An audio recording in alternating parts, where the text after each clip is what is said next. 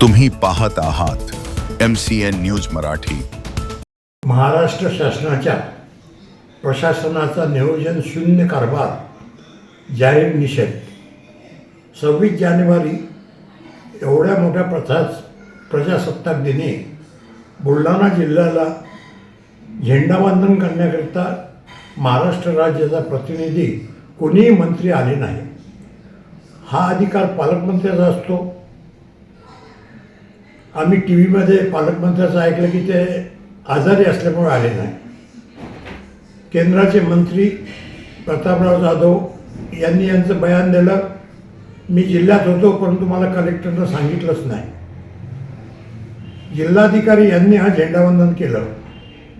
जिल्हाधिकाऱ्यांना झेंडावंदनाची हौस होती, जाणून बुजून केलं का नाईलाजानं केलं।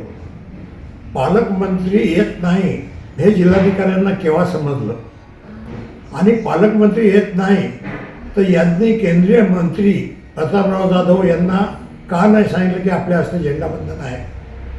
हा जो नियोजन शून्य ढसाळ भाग आहे याची चौकशी करावी आणि या नियोजन शून्य कारभाराच्या करिता महाराष्ट्र शासनाचे जे प्रधान सचिव आहे यांना निलंबित करण्यात यावे। आज हा झेंडावंदनाचा कार्यक्रम नाही, हा बुलढाणा जिल्ह्याच्या अपमानाचा कार्यक्रम आहे।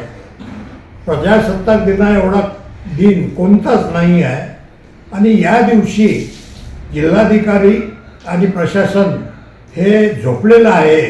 तर यामध्ये प्रधान सचिव यांना निलंबित करावं किंवा त्यांनी जिल्हाधिकारी बुलढाणा यांच्यावर कारवाई करावी अशी माझी तीव्र मागणी आहे। 8 दिवसात जर कारवाई झाली नाही आम्ही पुढे आंदोलनात्मक दिशा घेऊ असे आवाहन करतो।